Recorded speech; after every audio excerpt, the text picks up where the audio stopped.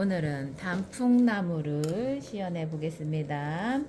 되게 수영이 이쁘게 된 거예요. 이쁘다는 것은 동그랗기보다는 이제 구성력 있게 흐름도 있고 아래 처진 것도 있고 위에도 이제 어느 정도의 풍성함을 갖고 있기 때문에 제가 이제 요거를 선택을 했고, 나무 기둥과 하나의 기둥이 아니라 옆에 작은 기둥이 옆에 이제 나와 있어요. 그래서 그런 거하고 이제 색감 처리들 그런 거 잘 보시면 스케치 할 때 손을 어떻게 쓰는지, 아 이렇게 해야지 라는 계획을 할 때도 있는데 손이 움직이는 대로 가셔도 돼요. 똑같지 않아도 나무는 그 이제 세월이 흘러가면서 가지도 새로 나올 수도 있고, 우리가 전나무를 그리니까 똑같이 하고 싶지만 그렇지 않아도 괜찮다는 거를 자꾸 마음속에다가 담고, 아, 하다가 좀 달라졌네, 아니 그냥 하자 이렇게도 생각을 하시면 돼요. 똑같이 하려고 한 마음은 자동으로 생기는데 그걸 버리는 연습. 그리다가 강약만 한 거예요. 처음에는 제가 이제 교육적으로 왼쪽에 빛이 온다고 생각하면 오른쪽에다 강하게 해주시고요. 뭐 이제 그렇게 하겠지만 지금은 색채와 단풍나무가 주제라는 걸로만 생각을 하시면 그냥 강약 스케치 어느 정도의 단순화 이렇게 하시면 돼요. 그리고 색깔로서 표현할 때 다 색채로서 들어갈 거를 다 넣을 수가 있기 때문에 스케치에다 너무 뭐 정확하게 해야 되겠다 이런 마음을 조금 안 하셔도 좋고, 그 다음에 건물이 아니고 이건 자연물이잖아요. 그래서 스케치를 좀 편하게 유하게 조금 자연스럽게, 대신에 제가 어떻게 하고 있어요, 왔다 갔다 하긴 하는데 모양을 잡고 있고 손을 부드럽게 쓰고 있죠. 그리고 스케치가 다가 아니라 색칠하면서 모양을 좀 달리 되면 또 그거에 맞춰서 하면 돼요. 그래서 처음에 계획하고 완성할 때하고는 달라질 수 있다. 내가 마음을 어떻게 먹었다 해도 하다가 보면 조금씩 달라지면 그 흐름에 맞춰서 완성을 하면 된다. 중간에 이렇게 안 되는데 아이씨 망했어 이런 마음이 들어도 그 안에서 수정을 하시면 된다. 이렇게 생각하시면 돼요. 그러다가 이게 위에가 덩어리인데 중간중간에 가지를 살짝 그렸어요. 근데 색칠하다 보면 이 부분이 뭐 색감이 많이 이쁘게 됐어. 그럼 그 가지는 없어지는 거예요. 나중에 다른 데다 가지를 그리시면 돼. 사진에는 저기에 가지가 너무 이쁘게 돼 있는데 하다 보면 색채가 여기에 마음에 들면 가지를 다른 방향으로 넣어주시면 되고, 실제로 여기에도 너무 이쁘게 돼 있는 게 공간이 살짝 있어요. 하늘이 보이는 공간. 그러면 그 공간을 이제 여백으로 둘 수도 있고, 하나의 숨구멍이라는 말을 제가 잘 쓰는데 그것을 표현을 해주면 그림이 경쾌성이 있어요. 꽉 차면 무게감이 있어가지고 때로는 어떤 거를 크게 표현하고 싶으면 예를 들어서 여름에 있는 풍성한 나무 그러면 꽉 찬 느낌이 좋고, 가을은 익은 우리 단풍을 표현하니까 너무 꽉 찬 것보다 어느 정도 이제 풍성함과 색채로서 이제 흐드러지면서 떨어지기 직전이니까 그런 어느 정도의 공간감이 있는 게 좋을 것 같아요. 그래서 공간은 이제 이따가 보시면 되겠지만 붓으로 하면서 남겨도 좋고, 근데 이제 마음에 스케치하면서 아, 이 정도에다가 공간을 넣어야지 그냥 마음만 들어가시면 돼요. 이거 저도 그렸지만 뭐가 뭔지 몰라요, 속에 그렇죠. 공간이. 그러니까 그냥 내 마음상으로 나중에 색칠할 때 여기 공간을 하늘로 해야지 이것만 있으면 되는 거예요. 하다 보면 남겨지면 위에 남겨지면 그냥 거기를 유지해도 좋고, 밑에를 남겨지게 되면 내 마음 계획처럼 그러면 그대로 유지하시면 되고, 우리가 아 이건 난 색칠할 때 하면 돼 이래도 스케치에서 조금 더 구체적으로만, 흐리지만 내가 알아볼 수 있는 구체적인 힘이 들어가시면 내가 그 단계 마음이 편해지는 단계예요. 아 이거는 뭐 작은 거니까 하면 되지 뭐 이래도 스케치는 살짝 그게 이제 내가 들어가면서 아 이렇게 해야지, 그게 계속 여기에 반영이 되는 거예요. 그게 평상시에 차곡차곡 쌓아지는 기본기. 그 마음의 준비가 먼저 되고 나서 손이 되고 그 다음에 이제 생각이 되면서 눈이 높아지면 또 이게 같이 조화롭게 되는 거거든요. 그래서 그거를 하나하나 느끼시는 분들이 있고, 막 이제 모든 게 한 번에 오면 어렵다고 생각이 되는 부분도 있고 그렇거든요. 그래서 지금도 하나, 둘, 세 개가 있는데 저 뒤에 있는 거는 실제로 진해요. 근데 스케치할 때, 스케치도 마찬가지고 색칠할 때는 하나, 둘, 세 개 중에서 얘를 제일 멀리 있는 것처럼 그게 이제 그림으로 바꾸는 단계죠. 지금은 나무가 강조해서 단풍나무를 그리는 거라 배경은 크게 신경 안 쓸 거예요. 자, 그 다음에 색채를 들어갈 거예요. 하늘을 먼저 하냐 뭐 그런 단계가 있겠지만 지금 나무만 할 거라서 나무에 집중하는 걸 보세요. 지금 노란색이에요. 노랑인데 저는 이제 막 태양빛을 많이 받아갖고 찐노랑처럼 보이죠. 근데 우리가 항상 제가 그렇게 안 해도 되는 거고 안 하는 사람도 많고 하지만 제 이제 특징을 표현하고 말씀을 드릴 때마다 반사광을 강조를 많이 해요. 그것을 해줌으로써 덩어리감 표현도 되고 색채를 풍부하게 만들 수 있다는 제 생각이 있기 때문에 그걸 보여드리는데, 자, 지금은 그게 하나도 안 보이는 게 이제 반사광이라는 색채고, 덩어리의 어두움의 밑부분이 항상 반사광이라는 게 생겨요. 어떤 물체가 됐던 이 붓이 다 에메랄드 색깔 다 똑같죠. 그렇지만 밑에다가 다른 색의 반사광색을 넣어주면 이 원통처럼 돌아가는 걸 더 극대화시킬 수가 있다라고 제가 항상 말을 하고, 이 노랑을 그려도 빛에 따라서 왼쪽에서 비추면 이 부분이 어두워지고 뒤로 돌아가니까 반사광이 생긴다. 어서 오세요. 네, 시연 중이니까 이거 잠깐 보세요. 그래서 어떤 물체라 해도 다 그 표현을 한다 생각하시면 돼요. 지금 노란색에 찐노랑을 할 건데 제가 파란색을 찍었어요. 파란색이 너무 원색적이죠. 근데 고유의 색깔, 지금 내가 칠하고자 하는 색에 반대되는 색이거나 그렇다고 완전 정반대가 아니라 그 반대 빛깔이라고 하면 생각을 하시면 돼요. 그 느낌.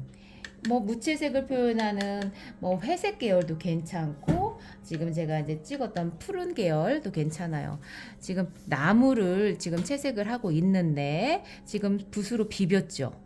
뭐 차곡차곡 쌓는 방법도 있어요. 그런 거를 중첩 효과라고 하는데 이제 그런 방법도 있고, 지금 이제 가을나무, 단풍나무라서 좀 뿌셔뿌셔하면서 부셔지는 느낌도 조금 표현할 것 같고, 색채를 화려하게 어느 정도의 익은 색감과 그런 걸 표현할 거예요. 지금 이걸 보면은 저 색깔 하나도 없는데 어떻게 하는 거야? 이렇게 당연하게 생각이 들어요. 근데 우리가 조금씩, 이건 거짓말 같아 보이죠? 근데 이런 표현을 하면서 그림을 더 진짜답게 만들고 덩어리감을 더 튀어나와 보인다, 아니면 입체감 난다, 이렇게 표현을 하는 부분이에요. 이것을 우리가 실제 나가면 하나도 안 보이니까 안 하게 돼. 그래서 자꾸 내 마음속에 선생님이 이 얘기했다, 아니면은 내가 받아들이면서 이걸 해주니까 좀 더 좋아 보인다 하면 그렇게 하시면 돼요. 이게 첫 번째. 그 다음에 지금 노란색이고, 노란색 중에서 저는 이제 두 가지밖에 없지만 레몬색이 있어요. 레몬색은 눈부시죠. 눈부시는 색은 튀는 색이에요. 그래서 이 원색을 쓰시는 것보다는 다른 색을 곁들여서 쓰시는 게 좋아요. 그리고 붓은 제가 말씀드렸듯이 소모품이에요. 비비고 꾹 누르고 손으로 썼다가 눌렀다 면으로 썼다가 어렵죠. 지금 하는 게 제가 선생님이니까 저렇게 하지 이럴 수 있는데, 이거를 자꾸 해보다 보면 저는 재미를 알려드리려고 하는 거예요. 재미. 그림을 그리면서 착착착 그 다음 단계 착착착 하면 거기까지밖에 못해요. 그 단계를 넘어서서 내가 그림에 따라 어떤 소재를 그리느냐에 따라 내가 이건 이렇게 그려봐야지 하는 재미를 가지시게 제가 이제 그런 방법을 알려드리는 거예요. 지금 처음에 이제 반사광을 했고, 그 다음 밝은 부분을 하고 있는 거예요. 밝은 부분인데 레몬색은 너무 튀니까 레몬색하고 노란색을 조금 더 섞었고, 붓을 비벼가면서 신나기만 하면 안 되겠죠? 신나게 하는데 내가 어떻게 돌아가고 있다라는 거는 인지가 돼야 돼요. 처음에 막 터치만 해버리면 내가 아까 스케치한 거 다 어디 갔지? 뭐 어떻게 된 거야? 이제 갑자기 이제 막 멘붕이 와요. 그래서 항상 처음에는 밝은 면적을 최대한 많이, 이 부분이 지금 어두워져 있잖아요. 그러면은 밝은 부분을 여기까지가 밝으니까 그만큼만 해야지 할 수가 있는데 더 많이 해놔야 돼요. 그 다음에 중간 톤과 어두운 톤이 조금씩 들어가면서 덩어리를 잡아줬을 때 그게 풍성함을 나타내 주는 거예요. 그래서 평상시에 그릴 때 왜 이렇게 어두워졌지? 왜 이렇게 칙칙해졌지는 밝은 면적이 처음에도 그렇고 조금 덜해서, 나중에 어두운 부분이나 이런 것들은 충분히 하실 수가 있는데 하다가 밝은 걸 다시 밝게 하기가 힘들어요. 그래서 처음에 밝은 면적을 많이 해주시고, 잎사귀 스케치가 없더라도 잎사귀를 할 때 바깥쪽까지 쪽쪽쪽쪽 터치로서 점으로 표현하기도 하고 해주시면 좋아요.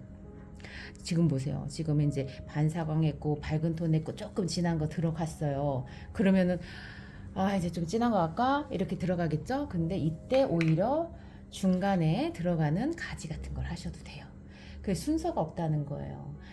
아 이거 잎사귀 다 했으니까 그 다음 가지 하잖아요. 가지 따로 잎사귀 따로가 돼요. 그래서 지금 중간중간에 젖어 있어요. 그래서 젖어 있는 것을 중간에 같이 어우러지는 효과처럼 여기 보이진 않지만 내가 가지를 그려주는 방법도 그림을 구체적으로 볼 수도 있고 그림을 더 그림답게 아니면 은행나무답게 자연스럽게 모든 게 이제 조금씩 더 좋아지는 방법을 알려드리는 거예요. 자, 이 정도 가지 하는데 이거 굵은 붓으로 하면 또 떨리잖아요. 그러니까 이럴 때는 작은 붓으로 하시고, 그 다음에 밑에 노란 게 작은 노란 부분을 이제 진하게 하셔도 되는데 기둥을 할 거예요. 저게 무슨 색이냐, 황갈색이냐, 녹색이냐 막 섞여 있죠. 선택을 하시면 돼요. 내가 노랑을 밝게 화사하게 하면 얘를 진하게 하는 방법이고 또 뭐 뭐 한다거나 어떻게 하겠다 하면 밑에를 선정하셔서 하셔도 돼요. 고동 계열이 여러 개니까 갈색빛으로 하셔도 좋고 좋다는 얘기인데 저는 약간 검은빛으로 하고 싶어졌어요. 검은빛으로 하면 이게 인디고하고 세피아 색인데 인디고 색이 약간 고동빛 많이 들어가거든요. 자, 지금 보세요. 우리가 저렇게 검은색으로 해도 돼?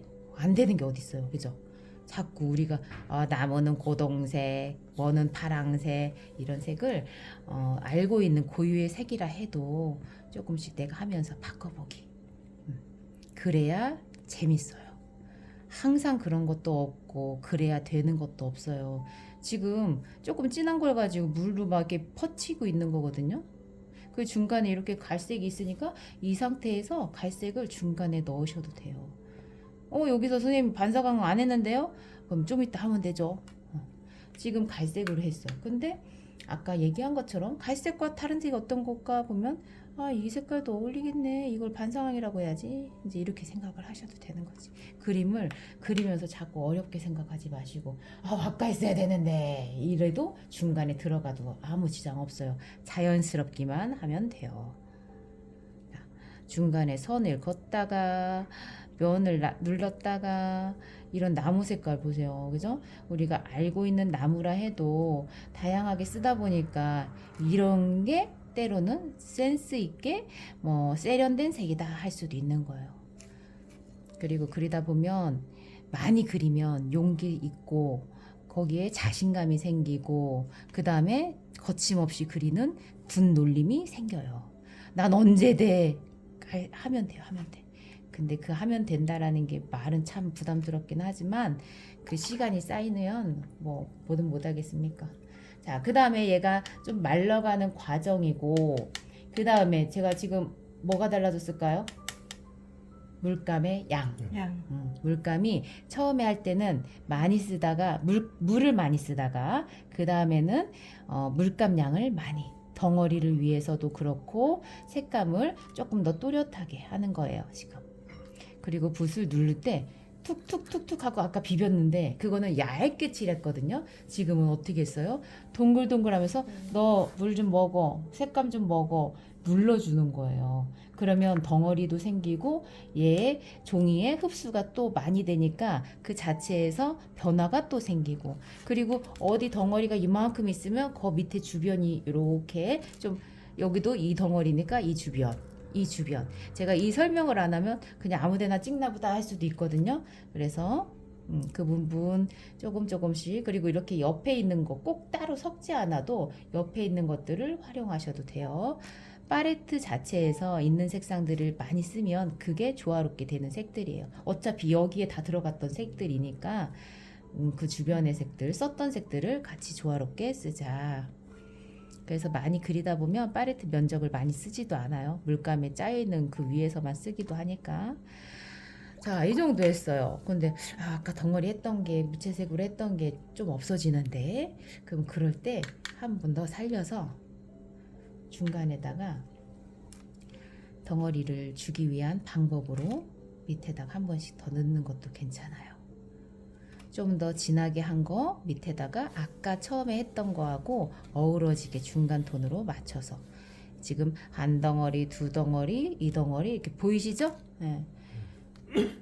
하면서 처음에는 신나게 하다가 중간 단계 조금 이제 명은 들어가고 구체적으로 들어가면서 이제 조금 시간이 더 들어가고 있어요.